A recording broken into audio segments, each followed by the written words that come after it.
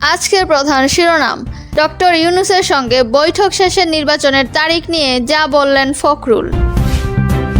জাতিসংঘের গুম বিরোধী আন্তর্জাতিক সনদে সই করল বাংলাদেশ। এবার বিস্তারিত। ডক্টর ইউনূসের সঙ্গে বৈঠক শেষে নির্বাচনের তারিখ নিয়ে যা বললেন ফখরুল। অন্তর্বর্তী সরকারের প্রধান উপদেষ্টা ডক্টর মোহাম্মদ ইউনূসের নেতৃত্বে খুব দ্রুত তারা সরকার দেশকে স্টেবল অবস্থায় নিয়ে আসতে পারবে এবং একই সঙ্গে নির্বাচনের দিকেও যেতে পারবে বলে আশাবাদী বিএনপির মহাসচিব মির্জা ফখরুল ইসলাম আলমগীর। বৃহস্পতিবার 29 আগস্ট বিকেলে প্রধান উপদেষ্টার সঙ্গে সোয়া 1 ঘণ্টা বৈঠক করেছেন বিএনপির মহাসচিব সহ 3 নেতা। বৈঠক শেষে গণমাধ্যমের সামনে এ আশা ব্যক্ত করেন ফখরুল। বৈঠকের পর রাষ্ট্রীয় অতিথি ভবন যমুনার বাইরে অপেক্ষমান সাংবাদিকদের মির্জা ফখরুল আলোচনার বিষয়বস্তু খোলসা করে না বললেও বৈঠক ফলপ্রসূ হয়েছে বলে জানিয়েছেন। তিনি বললেন, প্রধান উপদেষ্টা আলোচনার জন্য ডেকেছিলেন।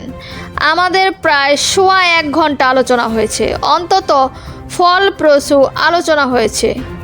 বিএনপির মহাসচিব আরও বললেন, আমরা আশাবাদী যে এই অন্তর্বর্তী সরকার যার নেতৃত্বে আছেন প্রফেসর মোহাম্মদ ইউনূস, তাদের আন্তরিকতা, দেশপ্রেম এবং যোগ্যতা দিয়ে খুব দ্রুত তারা একটা দেশকে স্টেবল অবস্থায় নিয়ে আসতে পারবেন এবং একই সঙ্গে তারা নির্বাচনের দিকেও যেতে পারবেন।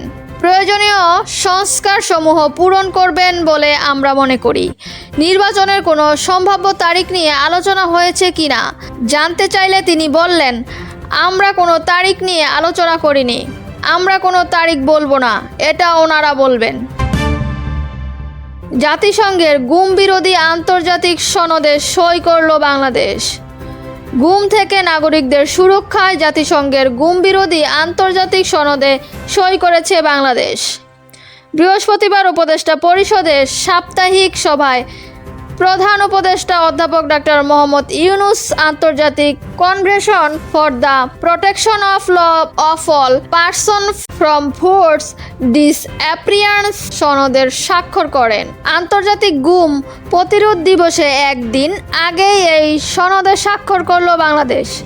আন্তর্জাতিক গুম প্রতিরোধ দিবসে একদিন আগে এই সনদে স্বাক্ষর করল বাংলাদেশ। পরে ডক্টর ইউনূস বললেন, এটি একটি ঐতিহাসিক মুহূর্ত। গত 15 বছরে বলপূর্বক গুমের প্রতিটি ঘটনা তদন্তের জন্য গত মঙ্গলবার 27 আগস্ট একটি কমিটি গঠন করে অন্তর্বর্তী সরকার বিচারপতি মইনুল ইসলাম চৌধুরীকে প্রধান করে 5 সদস্যের এক তদন্ত কমিটি গঠন করা হয়। কমিশনে আরও রয়েছেন অবসরপ্রাপ্ত বিচারপতি ফরিদ আহমেদ শিবলি, মানবাধিকার কর্মী নূর খান, সাজ্জাদ হোসেন, ব্যাংক বিশ্ববিদ্যালয়ের শিক্ষক নাবিলা ইদ্রিস। কমিটিকে আগামী 45 কর্মদিবসের মধ্যে প্রতিবেদন জমা দিতে নির্দেশ দেওয়া হয়েছে। 2006 সালে 20 ডিসেম্বর গুম বিরোধী আন্তর্জাতিক সনদটি জাতিসংঘ সাধারণ পরিষদে গৃহীত হয়। 32টি দেশ একটি অনুস্বাক্ষর করার পর 2010 সালে এ সনদের বাস্তবায়ন শুরু হয়।